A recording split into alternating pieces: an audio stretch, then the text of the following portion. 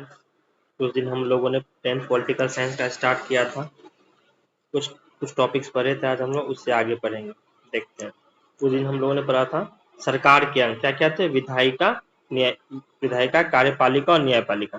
जिसमें विधायिका का काम क्या होता है, सरकार का वह अंग जो कानून बनाने का काम करती है उसे हम क्या कहते हैं, विधायिका। जो कानून बनाने का काम करती है उसे हम क्या कहते हैं, विधायिका। कार्यपालिका सरकार का वह अंग जो कानून को लागू करने का काम करती है उसे क्या कहते हैं, कार्यपालिका। जो कार्य का पालन करे, जो कार्य का पालन करे, लागू करने का काम करे। न्यायपालिका जो हमें न्याय दे।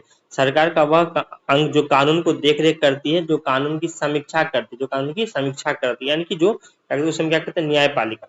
सत्ता की साझेदारी, समाज के सभी वर्ग के लोगों को सरकार में हिस्सेदारी देना सत्ता की साझेदारी कहलाता है। कहने का मतलब है कि सत्ता की साझेदारी क्या हुआ, इसमें समाज के सभी वर्ग के लोगों को सरकार का वंग, मतलब इसमें समाज के सभी वर्ग के लोगों को इसमें सरकार में हिस्सेदारी देना ही क्या कहलाती है, सत्ता की साझेदारी कहलाती है। इसमें ऊंच नीच, अमीर गरीब, लंबा लंबा नाटक, किसी भी तरह की किसी भी चीज को हमें नहीं देखना है। सत्ता की साझेदारी क्यों जरूरी है, शासन व्यवस्था में समाज के सभी वर्गों को शामिल करने के लिए, ठीक है। समाज समूह के बीच आपसी टकराव को कम करने के लिए, मतलब कि आपसी मतभेद ना हो, मनभेद ना हो, लोगों में लोगों के बीच मतलब टकराव की भावना ना बने। राजनीतिक व्यवस्था को दृढ़ता एवं स्थायित्व प्रदान करने के लिए हम लोग क्या कहते हैं, सत्ता की साझेदारी इसलिए हम लोगों को जरूरी है। सत्ता की साझेदारी के रूप क्या होते हैं, सरकार के विभिन्न विधायिका, कार्यपालिका और न्यायपालिका।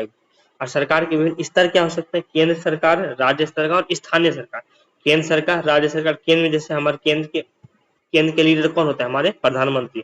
और राज्य के लीडर कौन होते हैं, हमारे मुख्यमंत्री। और स्थानीय सरकार में होता है हमारे मुखिया, ग्राम, हमारे सरपंच। ये सब विभिन्न समुदाय, जाति, भाषा, धर्म, क्षेत्र, लिंग के बीच विभिन्न दबाव समूह एवं राजनीतिक दलालों के बीच सामाजिक विभिन्नता। समाज के विभिन्न जाति, धर्म, भाषा अथवा संस्कृति के लोग रहते हैं, इसे ही सामाजिक विभिन्नता कहते हैं। वैसा समाज जिस समाज में हर मतलब विभिन्न जाति के लोग, विभिन्न धर्म के लोग, विभिन्न भाषा बोलने वाले लोग, विभिन्न संस्कृति के लोग रहते हैं, उसे हम क्या कहते हैं, सामाजिक विभिन्नता कहते हैं। सामाजिक विभाजन। और सामाजिक विभाजन क्या हो गया, सामाजिक विभाजन क्या हो गया, जहाँ जिस समाज का वह क्षेत्र जहाँ जाति, धर्म, नस्ल आदि के आधार विभाजन होना सामाजिक विभाजन कहलाता है। मतलब कि हम बोले कि यह हिंदू है, यह मुस्लिम है, वह उच्च जाति का है, वो निम्न जाति का है, वो किसी और नस्ल का, वो किसी और नस्ल का, वो गोरा है, वो काला है। इस रूप में अगर हम सामाजिक विभाजन का इस रूप में अगर हम इस आधार पर अगर हम विभाजन करें तो वो क्या कहलाता है, सामाजिक विभाजन। सामाजिक विभाजन तब होता है जब कुछ सामाजिक विभिन्नता दूसरी अनेक विभिन्नता से ऊपर और बड़े हो जाते हैं। इसमें बोले मतलब कि उच्च जाति के लोग जब निम्न जाति के को अपने से मतलब नीचे समझ लेंगे तो तब जाकर क्या क्या पैदा होती है, सामाजिक विभिन्नता। और सामाजिक विभिन्नता का आधार क्या क्या होगा, मतलब किस आधार पे हम कह सकते हैं सामाजिक विभिन्नता हो रही है। भाषा के आधार पे हम क्या कह सकते हैं, भाषा के आधार पर, क्षेत्र के आधार पर, जाति के आधार पर, धर्म के आधार पर, लिंग के आधार पर, संस्कृति के आधार पर। भाषा के आधार मतलब कि जैसे कोई हम लोग बिहारी बोल रहे हैं, कुछ दिन पहले हमने सुना था दिल्ली में एक बिहारी को बिहार के अपने लोकल लैंग्वेज में बात करते हुए सुना, उसे गोली मार दी। क्षेत्र के आधार पर ये तो बिहारी है। अब महाराष्ट्र वाले हम लोग गाली से बात करते, अरे ये तो बिहारी है। जाति, अरे ये तो निम्न जाति का है, वो उच्च जाति का, मतलब आपसी लोगों में क्या होता है, मतलब कि आप आपसी जाति की भावना। धर्म की भावना, तो हिंदू है, वो मुसलमान है, सिख, क्रिश्चियन, आपसी लोगों में मतलब धर्म विभाजन की भावना। लिंग मतलब अरे लड़की है ये नहीं कर सकती, लड़का है वो नहीं कर, एक और जेंडर होता है, common gender, new third gender. संस्कृति, और क्या होता है, और किस आधार पर हम कह सकते हैं, संस्कृति के आधार पर।